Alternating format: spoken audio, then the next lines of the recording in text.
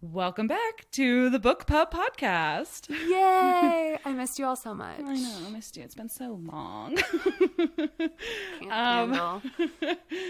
It's been days. This is a podcast where two amazing women get together to just talk about something that they really both love, which is literature and the authors that produce said literature. Yeah, and this is part 2 of our series on Ayn Rand. So if you haven't listened to part 1, please go back and listen to it, unless you just really like to just commiserate in the scary stuff. So Yeah. hit pause, Yeah.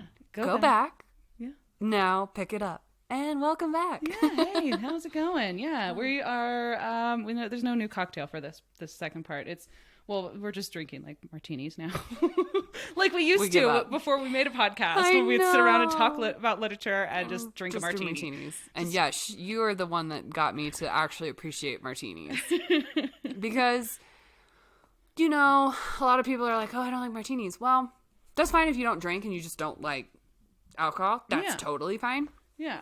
But when you have an actual good liquor, like not just your gross whatever off Yeah. the shelf, Right. have Like something Jose good, Cuervo or it something. becomes more than just something to, it becomes more than like, oh, let's just drink. It becomes a libation to sit around and talk and enjoy and luxuriate in. Yeah, just sip it and just why I enjoy life. Exactly. So that's why it's like age is kind of nice, because you're not like, oh my God, like I need to pound like 6 shots just to be able to function in society. It's like, no.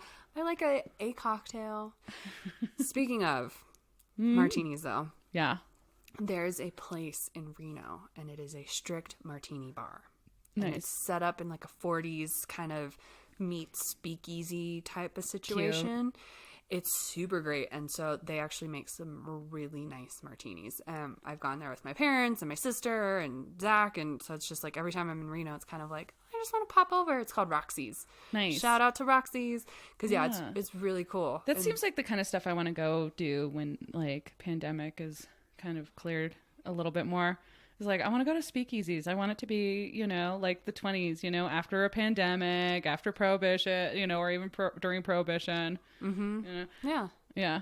I would love if like we had a laundry shop in this town that had like a secret bar behind it. Like, Oh, that'd be so cool. Yeah, I mean, but nowadays, though, what sucks is like these speakeasies are so hipster now that like you go yeah. and you're spending $25. yeah. And for everyone a has drink. those little tiny pencil mustaches with all the like extra gel in it and It's- stuff. And yeah, it's gross. It's gross. yeah. It's just like I want to be I don't like wanna talk to real. anyone Yeah, I here. know. I want to be like real, like seedy but not seedy. Yeah. Back bar. Like Fullerton bars, like Fullerton, California. I miss Fullerton bars. They had so many bars that were like that, where it's like, this is what I feel like it was probably really like to be in a speakeasy. Like it was just so like, it's kind of casual and fun, and you have like, you know, an eclectic group of people there. And Yeah, I've had really good times at Fullerton bars, not because it's like we got drunk or, you know, we're bar hopping or whatever. I was getting drinks with a random like back alley bar, and with 3 of my friends who are insanely nerdy, and one of them is actually the Poptimist podcast guy. He's We're gonna hilarious. have to do a crossover with them. I know. He's amazing. Billy McCartney, shout out. Yeah. And we were all sitting there, and we're all 4 very big nerds, in the best way. And we spent about an hour and a half to 2 hours contemplating and discussing tesseracts. Okay, wait, but I don't even know what that is. You're gonna have So to a tesseract is like it's like a sci-fi thing. It's a science. They say it's like actual science, but it's like a sci-fi thing. Okay. And it's this bending of time and space, and it's how time kind of folds in on itself. Oh, yeah. Okay. Yeah. Yeah, Time is and a so flat it's circle, kind of essentially. Yes, Yeah. exactly. And so it's kind of like this thing where it's like this outer space, like wormhole. Time is folding in on itself, and because it was Interstellar had just come out Oh, yeah. Okay. Yeah. with Matthew McConaughey, Yeah. and so we had all seen it, and we were all discussing tesseracts, and we all got very heated about Tesseracts. So it's not like, it was just like, it's not like, oh yeah, Fullerton's like the great place to go party. It's like, no, it's a great place to just get a couple drinks and nerd out with your friends. Sit and play some Uno or something. Yeah, like, and at it was bar. like it was So just fun. like off the main street. They also have a really great wine bar that I went on a couple of dates with that were so great and cozy. Yeah.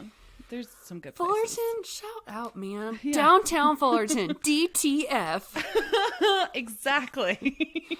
Meaning downtown love Fullerton. Get it DTF. out. Get it out of your mind. What else would it be? It's downtown Fullerton. It's downtown Fullerton. I'm into downtown Fullerton. I love downtown Fullerton.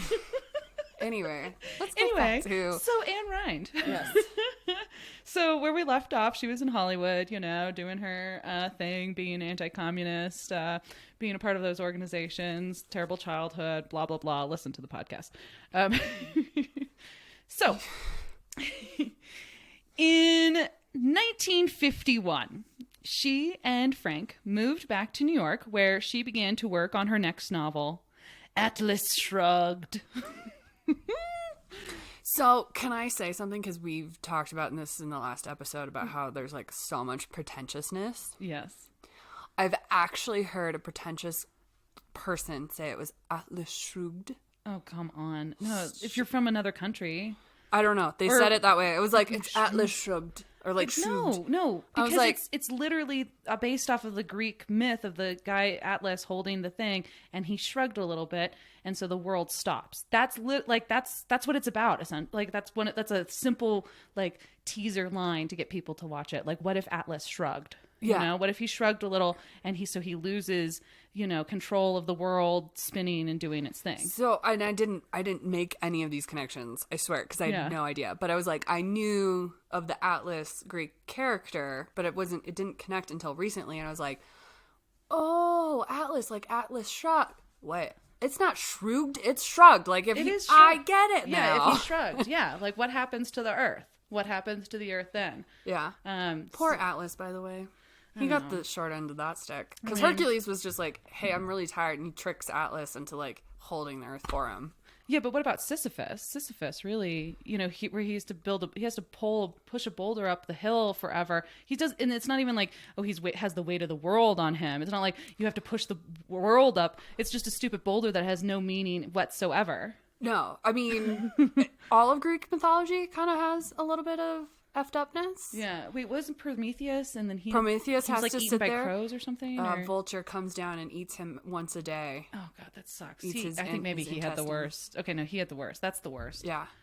And all because gross. he gave fire to man. Yeah, exactly. I love Greek myths. I love it. Oh my god. And I also, just like fun side note, and then we'll definitely get back to this. So I did the 23andMe. Yeah. And I don't know where this came from, but apparently I'm part Greek. Cool. Out of nowhere. Nice. Very small. Very, very, very, very, very, very but small there's percentage. Still something. But it was like, so now I'm like, I identify with these Greek mythology, but like I was just, I'm just like blown away. I'm like, how did I become Greek? I'm so Someone blown in away. the past. Somewhere in the past, yes. Yeah. I'm Greek. Ah, that's cool. That's fun. I like Greek. I like Greek myths. Greek myths are great. I actually am finding a love of Norse mythology, though, more than Greek mythology, because Norse mythology is a little bit friendlier to each other. Oh, that's cool. Yeah. Well, yeah, but yeah. I'm just like, I need friendliness. And all of this goes with Atlas Shrugged. Ayn Rand, or Ayn Rand, and whatever. Ugh, I don't care anymore. Ayn Rand. I just think of like German saying nine, but take out the n sound. Ayn. Oh, Ayn Rand. Okay. Yeah, that's a good way. Instead of thinking about it, because rhyming with mine is the one that I heard, and it's just like, that's actually kind of difficult for some reason. I don't know why. So that goes with her, because she studied Aristotle when she was in college. And so, Atlas Shrugged. Oh. So she's starting to work on that. And so also it's 1951. She also formed what she considered a group of conservative intellectuals, but essentially mainly it was a group of people who had who really liked her, began writing like fan mail after like the Fountainhead. And so, she formed a group of those guys. Like, we're a big fan of yours. Like, great, let's form a group in New York and all be best friends. Again, smoking cigarettes and drinking coffee. Yes, exactly. So the group called themselves Class of 43, which was the year the Fountainhead was published, or ironically, they would call themselves the Collective. Because, if you're a group of people who are against like groups of people, like, then you have to ironically call yourself something that's like very, astoundingly groupish. Yeah. Interesting. So they call themselves the Collective. Class of 43. Yeah, Class of 43 was also like the other name. It just seems to give the actual like graduating class of 43. And they're like, oh, damn it. No, I actually graduated in 43. I actually did. I'm not part of her I have group. the tassel, people. Yeah. So Rand would read newly written parts of Atlas Shrugged to the group, and through the discussions they would have, she began to form her philosophy on Objectivism. I don't want to be friends with her. I don't want to sit around. Everyone come hang out with me. We're a group of intellectual, amazing conservative people. So for the next hour, I'm just going to read you what I just wrote recently. Can I vote myself out of this No. collective? No. I have to banish you from the collective. Okay, how can I get banished? Um, Communism! Oh, God, get the fuck out! So, for everyone else, please sit down and wait for the next 3 hours while I read this thing. Oh my God, that sounds so painful. Leslie, please never invite me over just for you to do a reading. Let me just read stuff. I will read your stuff.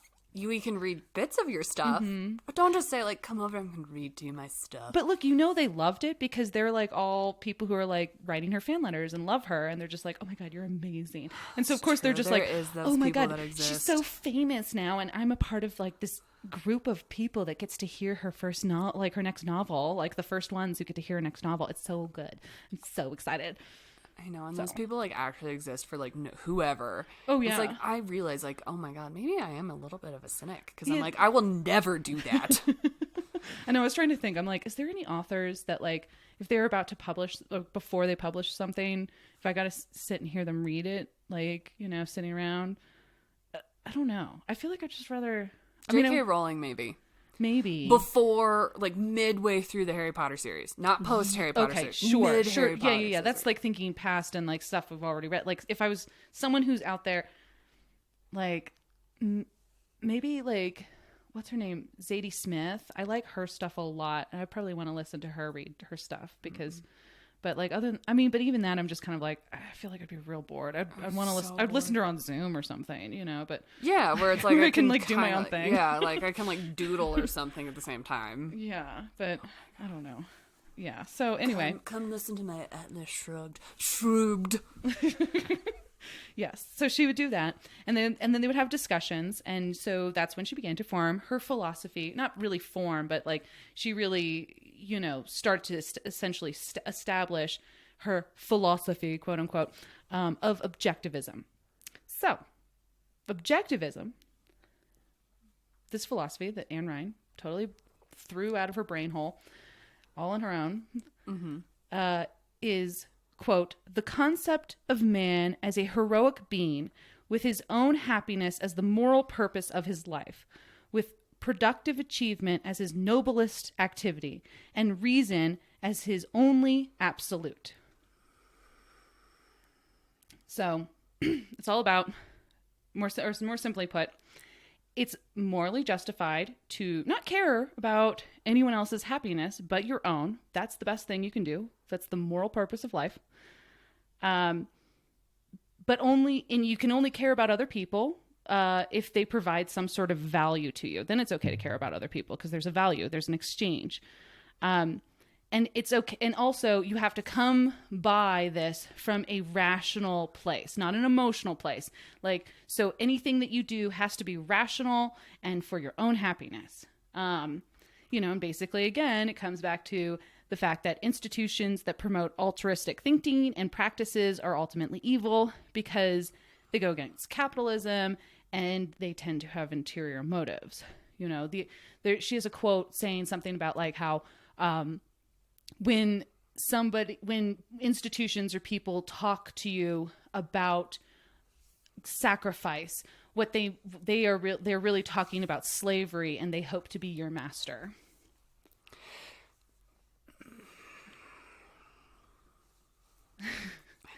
When asked how she came by this philosophy, she would say it was completely unique and fully formed in her mind. No. Liar.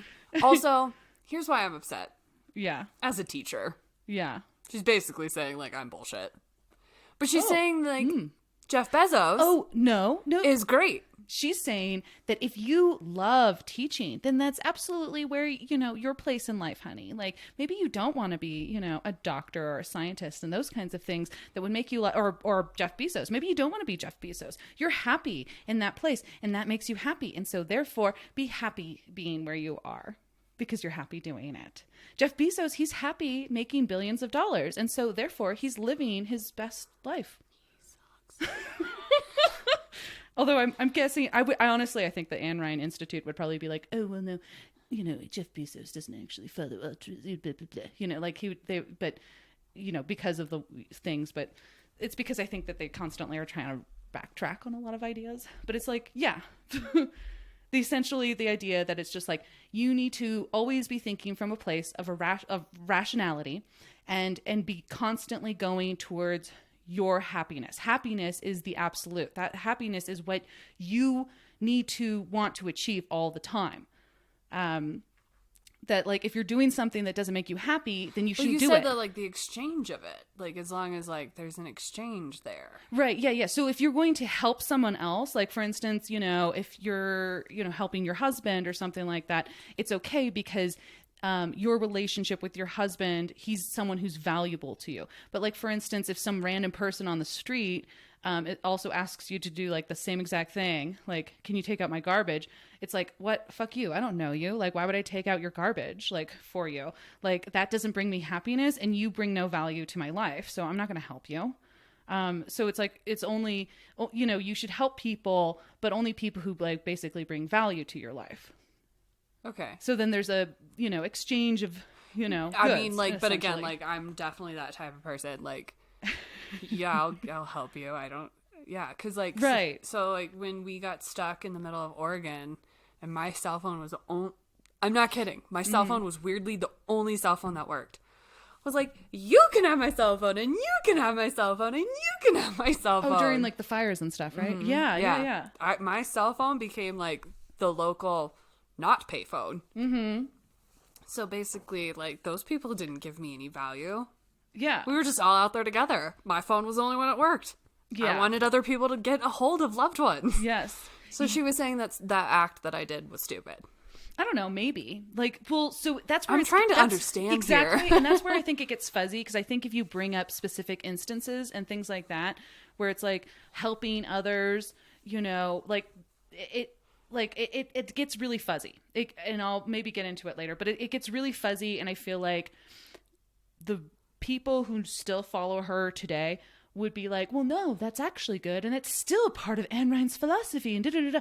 Like it's almost like they're kind of, I personally feel like they're kind of manipulating the words to fit in a way that fits for everyone, but I don't see that from her and what she's saying. I feel like she's saying just more like, it really does all seem very vague. So who knows? It's very vague because I'm not even understanding it, like, at all. Oh, and it's like I've spent countless hours like listening to these stupid podcasts and like reading like literally anything and everything I could read. And also, yeah, I will say a side note, like a majority of my sources, I would say like 70% of like the material that I got for talking about her is from her people and from her. Like, it's most of my stuff is, if it's biased, it's biased towards her. And so it's like, and I'm still like, oh, like, hello, you're crazy. So yeah, like, or I just don't, you know, like, it just doesn't make sense. Yeah. So that's why I just don't understand.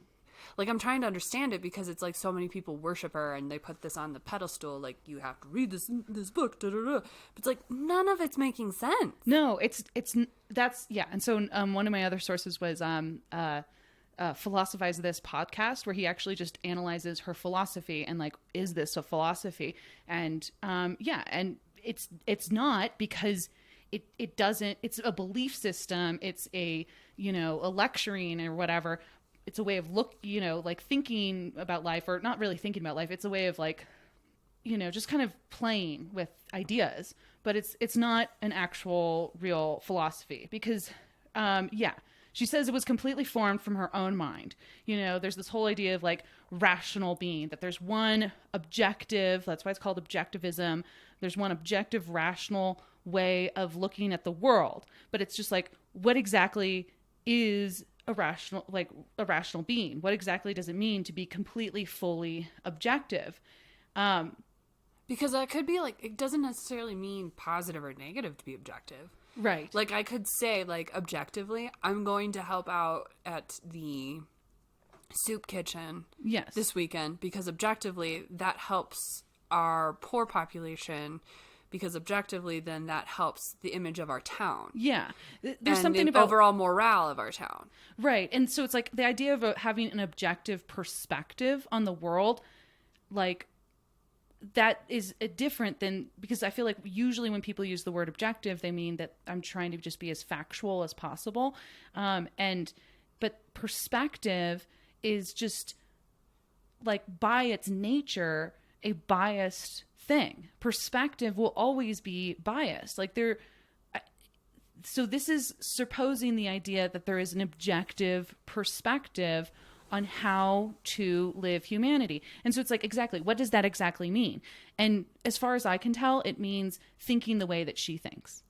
And that, like, that's because not objectively. she feels that she has lived her entire life being as rational as possible, and being, as just kind of cold and unemotional, as she can. And so therefore she's come up with this philosophy writing her books, so therefore she's the most objective. Yes, Madeline in the back. You have a question? Oh my God. She was in the film industry, right? Yep. Okay. So, another question. Would you consider, very, very important question, the film industry a rational, objective people? No. Okay. just to clarify. Like, oh my God, the most irrational crazies out there. And we're two actresses, so we know. Y'all, and we all, we all, whatever. Not rational people. We are very emotional and... Yes. Yeah. And even if you have, it's just like, how can you be someone who believes in artistic expression and also believe in the idea that there's an objective, a rational mode for humans to be able to accomplish? Like, the whole idea of art completely negates that possibility, because art is about how there are a multitude of perspectives and ways of looking at something, so that to me is just automatically just illogical. Again, this whole thing, all I keep saying is it's counterintuitive. It's like everything is counterintuitive. I'm in the show business. I'm out there and making movies, and there's love triangles and da da da da. Yeah. And then she's like, but we must be rational and think objectively. Yeah, right? No. That yin and yang don't work, bitch. Exactly. So now the next sentence on my essay that I wrote. One of the most famous members of her group was future chairman of the Federal Reserve Board, Alan Greenspan. So that's fun. He's definitely a cool person. And if you don't know who he is, then Google him. Pause now, Google, then come back. And then you'd be like, oh, so she was ironic when she said cool. Another notable member of the group was Nathaniel Blumenthal, who read The Fountainhead when he was 14 and wrote Ayn Rand several fan letters, and eventually he became friends with Rand over the years. In 1974, he and his girlfriend Barbara changed their last name to Brandon when they got married so that they can include Rand in their last name. So he became Nathan Brandon, you know, yeah. He likes her a lot. People are weird. So Nathan Brandon was unquestionably Rand's favorite in the group. She would call him her intellectual heir. And in 1955, Rand, who is now 50, and Nathan, who was 25, invited their spouses to a meeting where... Oh, shut up. Please say it's like a... So all four of them, they're hanging out at this meeting, and Rand convinced everyone that she and Nathan should be able to have a time-structured affair. They would spend one afternoon and one evening a week together, and that this was a reasonable request. And everyone agreed. And so she, at 50, started having this affair with this 25-year-old superfan. So I don't even know what Ayn looks like. Is she pretty? She was real cute when she was younger. I feel like she was real pretty when she was younger. When she was older, it's like, I don't know. She's just... Oh, you know what? I think she was on the puzzle that we did. She was in there. And she's like real cute. Like it's an older picture of her and she's like pretty. But at 50, it's kind of like, hello, Mrs. Robinson. Yeah, I'm not, it's like I watched a lot of, clips of her on TV shows and stuff like that. But I think that was even after this. But she already looked like an old lady at 50. I think at 60, definitely. She was like crazy old. Like compared to my like mom who's like 60. Like my mom looks like 30 years younger than she looked. Like that same age. I mean, yeah. Would you say my mom too? Because my mom, exactly. My mom's a young 60 something. Oh yeah, no, yeah. She looked like real old. Like, wow. Way to go, our moms. We got good genes. Yeah, yay, genes. So, yeah, they start this affair.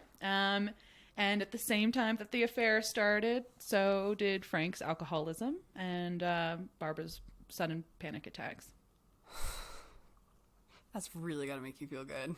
I mean, who cares? It's all about your own happiness, not their happiness. That's true. Them. I know, but isn't like other people's happiness also your happiness?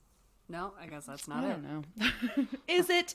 Let's spend lots of time talking about it. This is like such a great podcast episode for what I'm reading right now. I swear to God. Like, it's like my mind is just being... You're going to have to read this because it's like, what? What are you reading right now? The Geography of Bliss by Eric Weiner. Oh, okay. Cool. Yeah, it's just like actually like, so he starts off by going to like Holland and goes to the Institute of Happiness and he reads all this research, and every research he's read is basically everything that's opposite of what she said. Awesome. Okay, let's keep going. So Atlas Shrugged was published in 1957, and although it received harsh negative reviews, it was quickly and easily a bestseller because, everyone loved the Fountainhead and bought that shit, and so everyone's buying, Atlas Shrugged.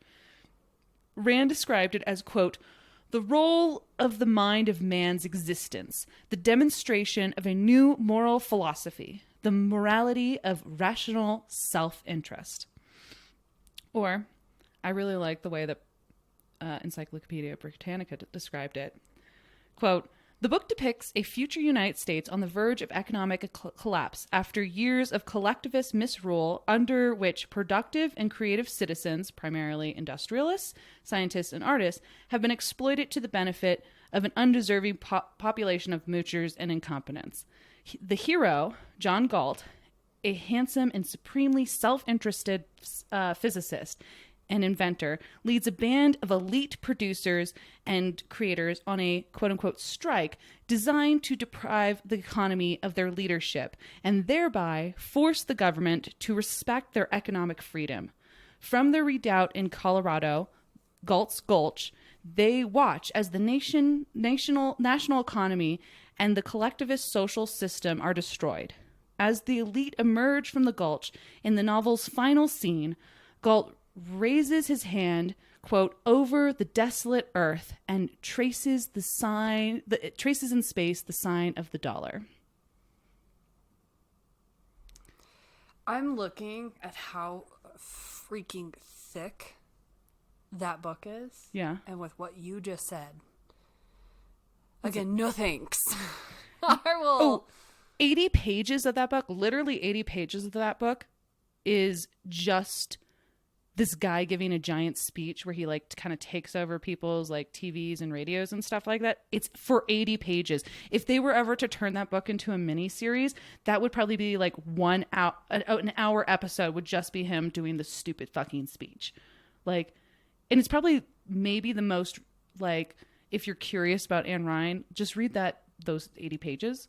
Like, that's it. Just don't read the rest. The rest of it's stupid. I but don't like, even think I want to read the 80 pages. you know, but like that, it's like, if it's like, okay, maybe I want to know more and I want to be able to form my own opinions, just read those 80 pages. Like, don't read anything else. Because that's really all of her philosophy and her book. Like, it's mainly that. Otherwise, it's like, yeah, the book is essentially, it's about a bunch of elitists who decide that everyone's mooching off of them, that they're the victims and they're the, you know, the people who've been framed as the bad guys. And so they decide to like run off to a secret place in Colorado and wait for the nation to destroy itself before they can come back and take their leadership roles that they already had before everything was going. It's like, what the shit is like, hello? Like, if the country's destroyed itself, how do you have those leadership roles? Yeah, they were already like the leaders of the world. They decide to run away, watch everyone destroy themselves because they suck. Like, oh, you guys are just like unworthy peasants, you know, go destroy yourselves because we're not here. And then they come back and they're like, oh, look, now you really need us, don't you? Wasn't it horrible when life was without, you know, us? Yeah, that's what it's about. That's what it's about. It's about a bunch of people who think that they're better than everyone else, who own all of the wealth of the world and control everything, all the power, all the politics, all the art, everything. And they decide to run away and then they come back after everyone's died. I'm not saying that there's any parallels in modern society, but I'm just saying, you said that entire synopsis in like a sentence and a half. yeah. That's like You kept on looking over at the book. Like, why is it so? It's like 1,200 pages or something. It's teeny tiny font too. Thickest book I've ever seen. It's so, well, I mean, go look. You know, I mean, Infinite Jest is probably thicker. It's the one sitting right over there, but it's a better book. I don't know. That's thick and that's dull. It's it's not written well. I'm glad we're just like I'm learning about her, so then I can like really like justify like, Ayn Rand, like, you haven't read her? Yeah, no. I don't care. I don't want to spend 1,200 pages being inundated with stupid philosophy. Thanks. I'd rather read Twilight 3 times. Yeah. I mean, you know, yeah. And that says a lot. So also another way that she described it in her journal is, quote, I set out to show how desperately the world needs prime movers and how viciously it treats them. So meaning, like, you know, the really, really important people, the famous people, the rich people, the political people, how we really, really need them and how we treat them horribly. She said that in her journal. She crazy. Yeah. Yeah. I'm trying to find the thicker book because I'm having a hard time thinking of what could be thicker than that. See the shelf right there below the stupid bookshelf that I made, and then below that. Oh, I like that bookshelf. Okay, I like it too, but yeah, and then so below that, then see that top book? That's Infinite Jest. I mean, because you have to think that book's also bigger. It's crazy huge. Infinite Jest is crazy freaking huge. Okay, that's fair. Okay. But I was going to say, like, that's like... It's friggin' bigger than the Bible. Yeah. I, like, start kind of tuning out once you get to page, like, 700. Yeah, exactly. It's like, if you can't really... Say what you need to say. Yeah, in, like, 500 pages, it's sort of like, well, like, okay, either I know I'm close to the end, but if you're, like, 500 pages in, and I'm like, wait, I'm only... like what is normally like maybe 200, 220, and I'm 500 pages in. This is crazy. Like this is real. Like, whoa, crazy. Yeah. No, you've had it way too many things. And the fact that you could sum it up in that quick of a terminology. Yeah. I mean, there's other people going on and other things and these side stories and a love story and blah, blah, blah. But it's just like, really? But there's not. Those side stories That's aren't not enough. Yeah, like even in her journal she says that like the whole point was like the fountainhead was talking about the individual, and like Atlas Shrugged is talking about the placement of that individual within the realm of the entire society and how society treats that person. And it's like, okay, but you don't need so many more pages to describe that. You could still probably get that, done in 500 pages. You don't need 80 pages where someone's making a speech about like all of history and all of this stuff and blah, blah, blah. It's just like, God, girl, edit, man. Like, please. A good editor is a good editor. Yeah. Rand believed that her novel would prove her intellectual strength.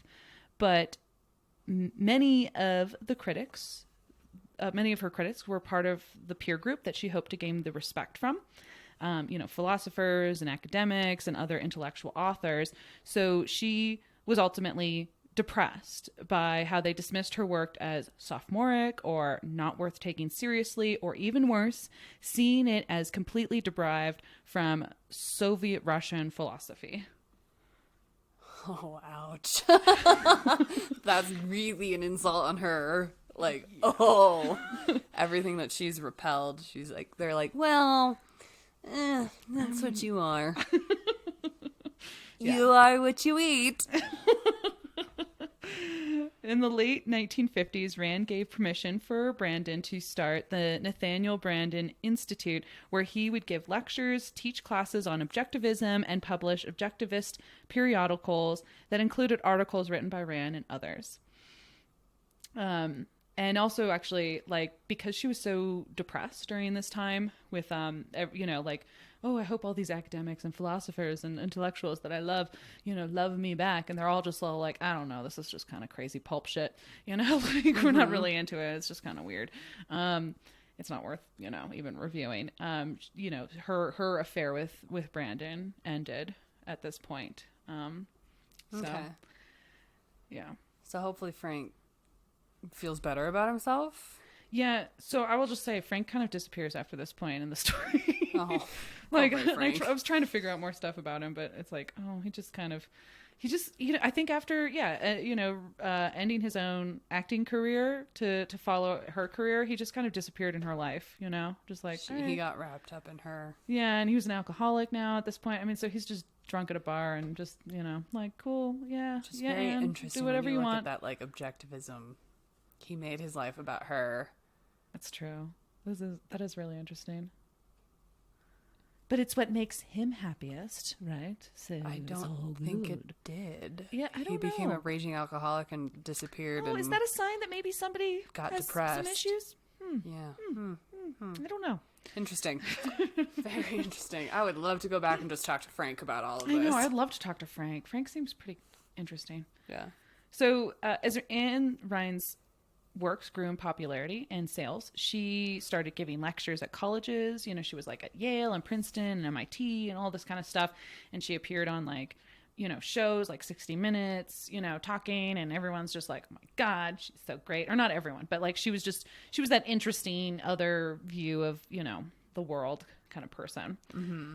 After gaining a following from her fiction, she published her first work of nonfiction called For the New Intellectual in 1961. In case you guys can't hear my eye roll, eye roll. For the New Intellectual.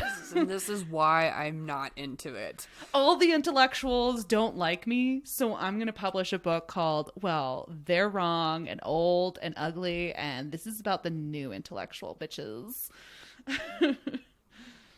So, yeah. No thanks. Again, maybe they'll respect me now. Every time her writing comes out, I just keep finding myself saying, no thanks. Gore Vidal described it as, and Gore Vidal, he's come up in the Norman Mailer episode as someone who was like, fuck Norman Mailer, and got punched by Norman Mailer and all of that. I'm starting to really love Gore Vidal, actually. Gore Vidal described it as, quote, Ayn Rand's, quote-unquote philosophy is nearly perfect in its immorality, which makes the size of her audience all the more ominous and symptomatic as we enter a curious new phase in our society. To justify and extol human greed and egotism is, to my mind, not only immoral, but evil. Boom! Boom. Mic drop. Yeah. He's a ballsy guy. I know. He's just all like, I'm going to call out when I don't like people. Right? Boom. Boom shakalaka. Despite harsh reviews and a number of philosophers and academics who agreed that what she was writing wasn't philosophy or wasn't any more than pulp fiction, she continued to gain followers. One thing I can say from reading Rand's journals, she was a person who definitely adored the fictional worlds that she created, and the characters that she admired, and held up on a pedestal and stuff. And through that she created these entire belief systems. And so I kind of look at it as like when she's kind of done with writing this fiction, it appears that she sought to transform reality or humanity by spreading her teachings, believing that how she thought was the only possible conclusion any reasonable person would come to. Mm-hmm. That it's like, I love this world so much and I want reality to reflect that world. Mm-hmm. Too much attachment. Yeah. And you always say that's the death of an author. Yeah. Because you have to be willing to kill them off. You can't have too much attachment. Yeah. You gotta love your characters and then, put them through a lot of horrible crap. So you can't love them too much. Yeah, and she loved her characters so much that she wished the rest of the world kind of looked like the worlds that she created. That's kind of what I see going on, you know? Where it's definitely. like, why doesn't everyone think this way? Like, if we all thought the way that I thought when I was living in this fictional world, would be so much better, guys. Let's make everyone think this way. A lot of people probably sit there and go like, I have such a great vision of the world. Gumdrops and rainbows. Let's do it. Yeah, if everyone it's not reality. If you could all just join me in this vision. It's like, get in my head. Thanks. And I believe, so I also believe her followers would agree that Rand believed in showing people how they should think. I've heard them say this on the Ayn Rand Institute, lectures and podcasts and stuff several times.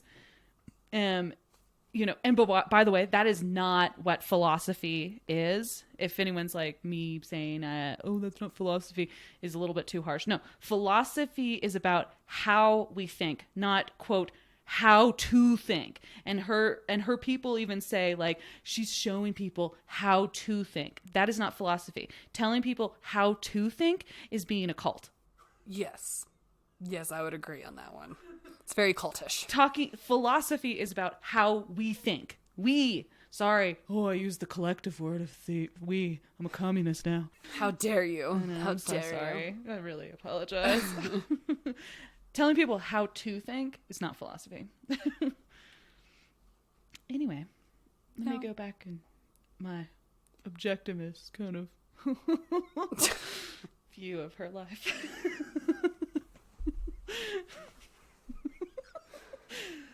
Tongue in cheek. Tongue in cheek. So there were rumors that many who considered themselves objectivists at the time would change their appearance to match characters in her novels, or if she made a passing comment about a hairstyle or clothing choice while she's running amok and doing all this great stuff on TV shows and things, they would change their appearance to look the way that she that she wanted to look. If she said some passing comment about I don't like a lot of facial hair, then people shave their beards, other fun stuff like that. But then, supposedly that might have just only been the small, because she had the students, there's the Nathaniel Branden Institute. There's all these students, around the country. And then there's kind of the collective, quote, the ironic collective group that, is more of her insider group. And it might have just been them doing that. But, Yeah. Yeah. So. Yeah. There's always that extreme group. For sure. Yeah. Despite selling itself as an educational resource, the Institute discouraged people to think critically about objectivism, going so far as to punish those who offended Rand's inner circle, or even worse, Rand herself. Brandon later wrote about one instance where a female student had questioned and offended someone in the collective, quote, "I became an avenging angel, laying before her the wrong she had done with the cold, quiet earnestness of an inquisitor out of the Middle Ages. This is one of the aspects about you that I love most," Rand had told me afterwards. "The purity of your moral ruthlessness." My feeling of pride collided with feelings of revulsion. Wow. Yeah. Wow. So that's fun. That's fun. Yeah. I'm like, okay, yeah. Laying down on someone as an inquisitor from the Middle Ages, it's like, ooh. Well, we're past that now. We have systems in place. Yeah, maybe not. Maybe not. I'd like to think that we're a little bit farther than the Middle Ages. Yeah. Rand was known to have extremely high standards for her students, often treating people cruelly or purging members from the group that she perceived as disagreeing with her or not being loyal enough. In 1964, Nathaniel Brandon, now 34, had grown tired of 59-year-old Rand. I mean, they ended their affair, but he felt like she was constantly still trying to, like, start it back up again. Meanwhile, his marriage to Barbara, he's still married to Barbara through all like, Poor Barbara. No, I feel bad for her. Panic attacks. Yeah. Forced into this weird philosophy. Yeah. I think she was into it too. Like, she was super. Was she? Yeah, she was. She was It super. was the 50s. You agreed with everything your husband said. She was into it. She thought it was really, she also read it as a teenager and just like became like very infatuated with the whole thing. And so she was also really into it. So, but their marriage had become more of a friendship than a marriage, And so, yeah, in 1964, he started having an affair with this young model, Patricia Scott. And so Barbara and Nathaniel decided to keep the affair, on top of an affair, essentially, hidden from Rand, knowing how easy it was for her to lash out at anyone that offended her. So, it's like they're good friends, where it's like, okay, now my husband, like, Rand's still super into my husband, but, he's got this girl that he's really into now, and I'm totally cool with that because, like, I don't know, our relationship is more like a friend. Yeah. And I think she might have also had some other relationship with someone else now too, and so it was kind of also like, all right, whatever. Yeah, again, probably the 60s, early 60s, like keeping up appearances, like we're this happy married couple, but we've got our own things going on. Yeah. And so so like 4 years later, after Nathan and Barbara, like basically 4 years later, Nathan and Barbara decided to get divorced because Nathan wanted to marry Patricia. And that's when Barbara decided to tell Ayn Rand that what was going on. That like, oh no, Nathan, okay, fair enough. Yeah, that hey, Nathan's gonna go get married to this other woman that he's totally in love with and stuff like that. So Rand called a meeting to have Nathaniel appear before the collective, where she humiliated him publicly without mentioning the affair they had. Nobody knew about the affair until later when Barbara like published her own book. Oh wow. Yeah. Rand claimed that Brandon deliberately deceived the group and mishandled the finances of her organization. And she put a curse on him, saying, quote, "If you have 1 ounce of morality left in you, an ounce of psychological health, you will be impotent for the next 20 years. And if you achieve potency sooner, you'll know it's a sign of still worse moral degradation." Wow. So now she's a witch. She's a witch. Yeah. She's a witch. I curse you. I curse you. Never having children. If you're dumb and immoral. Yes. If you are dumb and immoral, you'll have children. Yeah. But you'll know it. Your children will be idiots too. And hopefully they'll be super ugly. What a weird curse. I know. It's like, okay, lady. Okay, fine. Great. If I have kids, I'm dumb. Awesome. She then slapped him hard across the face twice and banished him from the collective. Rand then called up Barbara and banished her from the group for not telling Rand sooner about Nathaniel's affair. Like, Okay. she'll let me know. So you're also banished. You can never be our friends anymore. You can't sit with us. You're not my best friend no more. That's what I hear from first graders, not from 60-year-old women. To my birthday party. Yeah. Yeah. Okay. Just shows that you really never leave elementary school. Yeah. She made sure everyone in the Objectivist community was aware that she had cut ties with the Brandons by publishing an article in the Objectivist periodical claiming that he had been dishonest and had been irrational in his private life. But like, she didn't go into details and did not say like, oh yeah, because he essentially cheated on me with other people, even though he's married to another woman. Yeah. I'm very mad about this. There it is again. It only comes up every once in a while. We'll get your Russian. It needs a little work. No, I'm a Russian mouse. Then you'd be a Mishka. Yeah, like you. Yes. So Brandon ended up moving to Los Angeles out of fear of Rand's followers possibly trying to assassinate him. And they were less serious out there in LA about her than they were in New York. Yeah, that makes sense. Yeah. After the Brandons were expelled, obviously the Nathaniel Brandon Institute closed, and several objectivists took the opportunity to write and develop their own interpretations of Rand's work. But she ended up accusing all of those people of plagiarizing her materials and ideas. Great. Yeah. Which is... that behavior was not completely outside the norm for her, because she would also call a lot of like famous philosophers and other writers who like she disagreed with, like she'd be like, they're evil and they're horrible, and like she hated Kant, Immanuel Kant. She would call him like the most evil philosopher that's ever occurred and stuff, because his philosophy completely like negates her philosophy, and it was written like, I don't know, like 200 years before. It's like older, so it's sort of like I'm mad at this old dead guy. Yeah, no. My philosophy's better. Yep. So, I mean, it's not... So it's like to accuse someone from, plagiarism. It's like, it's actually kind of tame, but it's still like, all right. Yeah. If you create something, obviously people are going to write other things based off of things. Like, that's how it works, you know? Yeah. Yeah. So Leonard Peikoff, I think that's how you pronounce it. I'm not sure. I haven't ever heard him like say his name.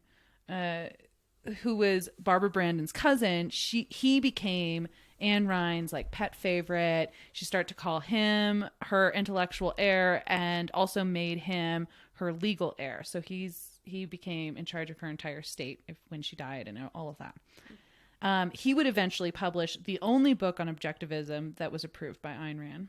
Rand was a 2-pack-a-day smoker. And when questioned about the dangers of smoking by young followers, she was known to respond by lighting up a cigarette and waxing on about the, quote, unscientific and irrational nature of statistical evidence. Okay. Yeah, statistics, that like totally bullshit type of science. Yeah, we can just ignore all of that. Statistics, facts, examination, math, whatever. An objective observation. Like it knows what it's doing. Yeah. In 1974, she underwent surgery for lung cancer and quit smoking. Some of the collective members would bring up to her that perhaps she should say something to her young followers who smoked, based off of like respect for her and totally being like, oh my God, look at me, I'm like Ayn Rand, I dress like her characters.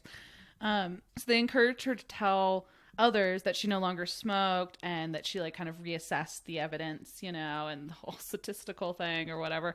And that she could still hide the fact that she had lung cancer, but Rand refused. She was like, I don't need to tell people not to smoke, just even though I learned a lesson.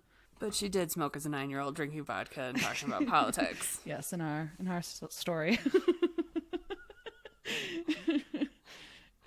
After having surgery for lung cancer and everything, she never worked on any large writing projects. She would publish infrequent essays in a periodical that she now called the Ayn Rand letter, but even that ended after a few years. At this point, it seems that after years of never taking care of her health, she didn't really care much for diet or exercise, and it was all kind of catching up to her, and she eventually passed away on March 6, 1982. At her funeral, there was a 6-foot floral arrangement in the shape of the dollar sign that was placed by her casket. Ugh. I know. She loved those dollars. She actually had a little like pin that she wore all the time that was a dollar sign pin. She's way into it. It's all, that's what a lot of objectivism is about, is like, promoting capitalism. So, in my kind of little epilogue of the whole thing. Mm-hmm. In 1991, a Library of Congress survey concluded that Atlas Shrugged was the second most influential book after the Bible. Well, the size makes sense. It's a really big book, guys. So big. In recent years, prominent libertarians and political conservatives have expressed a deep admiration for the woman who made heroes out of selfish businessmen looking to justify their laissez-faire capitalistic practices, recasting the wealthy and powerful as the truly oppressed members of society due to government interference. In 2009, she was an iconic figure used by the anti-government Tea Party movement, and more recently, she's been embraced by the alt-right after former President Trump... Oh, that sounds so good! Sorry. Excuse me. After former President Trump claimed to be influenced by her work. Others who claim Rand as an influence include former Congressman Paul Ryan, businessman Mark Cuban, former Congressman Ron Paul, who named his son Rand Paul after her, founder of the Church of Satan, Anton LaVey, founder of NXIVM cult, Keith Rainier, and widely speculated Zodiac killer, Ted Cruz. Just to name a few. That's some great followers right there. No, don't you want to be a part of that club? I really do. When you have those people following you, you're winning. Yeah. You're winning. Like #winning at life. Oh yes. Oh, God. Oh yes. That's all I ever dream to have is people who have formed cults. Those politicians, those members of society, and then like mass murderers. Totally what I want in life. Exactly. Right? That's how I know I've produced good work. Like Yeah.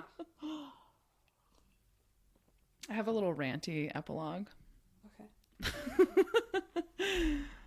When I read Ayn Rand today, as someone who lives and exists in the world today, it's that like, okay, yeah, I agree that like government shouldn't be controlling our lives. Government should be working for us to be better and provide us the ability to live and pursue happiness. I agree with those kind of concepts. However, even though I enjoy a comfortable life because of capitalism, I'm not comfortable with the fact that we have like 600,000 homeless people in our country. I'm not comfortable with writing them off as moochers and weaklings and that I am somehow superior to them because I am not a homeless person. Or the fact that our political philosophy during this pandemic, when people can't work, they can't achieve, they can't pull themselves up from their bootstraps, that the big message has basically been, let's get everyone back to work, as opposed to helping each other, providing the people the ability just to live and be healthy. And, while we're in quarantine and we're, incapable of like doing anything. Rand felt that any sort of collective government, religion or organization wanting to help others was essentially evil because they had some ulterior motive. Any type of taxation of the rich to provide food, shelter, healthcare for the masses meant that America was going to turn into Russia, where there'd be these long queuing lines for bread and a very low standard of living. But it's because of capitalism that's all I feel like I see in America right now today. That like we as a country, our government would rather spend $1 billion on a wall or on like fighting new wars than, providing monthly checks for people to be able to like eat or not worry about like losing their home. And so it's like the question shouldn't be like, how do we get people back to work? It should be like, how do we take care of our people and make sure that they don't starve? And so I'm not sure if like Ayn Rand would even disagree with me. She would probably claim and backtrack and maybe even agree with what I'm saying, and that her beliefs agree with what I'm saying. But on some level, what I am saying is that the way our economy and our politics have been formed has been by a lot of people who read her books and who believe in objectivism, and that like the idea that the dollar bill symbolizes our self-worth and that and the value that we even see in other people. And I find that incredibly uncomfortable and unnatural, and that's what angers me. I think there's a reason why nobody before her philosophized on the ethics of selfishness, because as much as we'd like to think that we're alone, or at least it's observed that anyone and everyone in the human race would have any value to us, like personally, we are a collective. We are the human race. We always have a value to one another given the right circumstances. Like, for instance, a pandemic where it's like, it's important that we all are wearing masks. We're all in on this together. So it's like, therefore, doesn't it mean that people, everyone always has a value to everyone in our lives? And so shouldn't we always care about each other? And so that's my big problem with Ayn Rand, is the fact that it's like, maybe, you know, according to some of her people, we are like a bunch of people misinterpreted her philosophy. But like, what really matters is like, even if all these people misinterpreted her philosophy, they are the people who have formed a lot of our politics and our economy today. And they formed it in this way that it's okay for them to be extremely selfish. Yeah. I mean, like, I agree. I had, like, the 2-3 months in to the pandemic, which is almost a year ago. Yeah. I had a friend saying, yeah, I mean, my parents are, and I agree, like, I'm just so concerned, like, let's get the economy running. And I just kept asking why. Mm-hmm. And I felt silly for asking why. This is like, because am I uneducated? I'm asking why. But it's like, well, why? Why did we need to worry about our economy running and not people being safe and healthy? Yeah. I didn't get it. So, I mean, that's definitely a discussion for a later date, but. Right.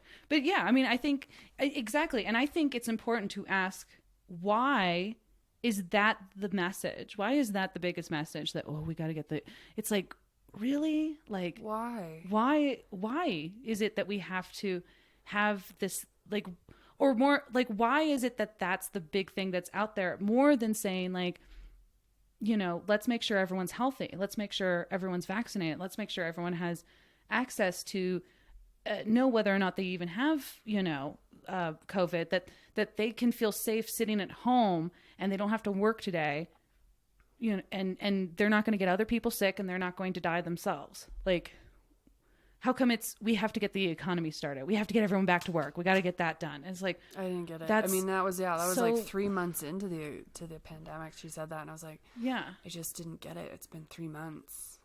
And we have plans in place. Why? I don't know. Mm-hmm. Anyway.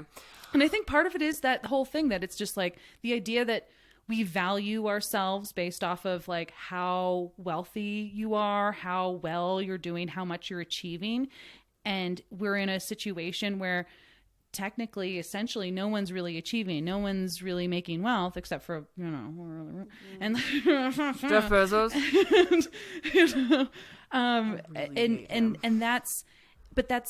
And there should be something where it's okay. It's okay to not be, you know, watching the bank account tick up, like, you know, making sure that, you know, you wrote that novel in addition to making all that sourdough bread, like, you know, and or invented like me that thing. had like 67 plants. Yeah, exactly. Most of which were edible. You know, why didn't you find the cure of cancer during this time? It's like that should not determine someone's self-worth, like what you were able to accomplish when the world essentially stops. And it's like, if anything's really more of an Atlas Shrug, it's like when the people, literally, like, this is what we've actually experienced in Atlas Shrugged. It's not because the rich people decided to run away from the rest of us.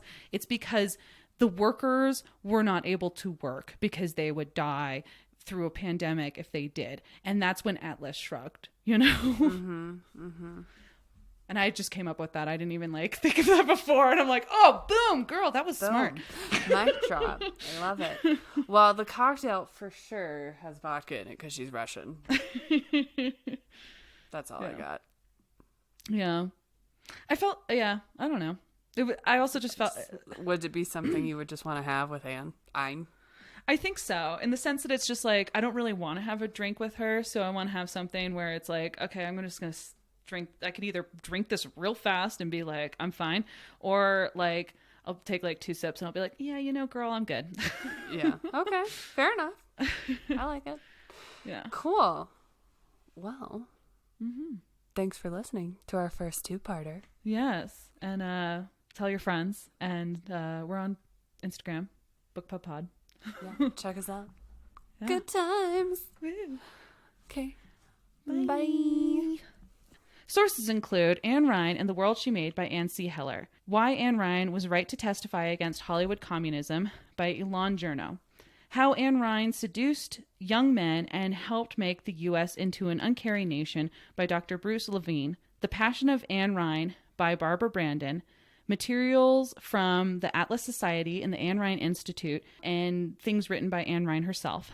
The Is the Ayn Rand a Philosopher episode of Philosophize This podcast by Stephen West, and an article written by senior editor at Encyclopedia Britannica, Brian Dugan.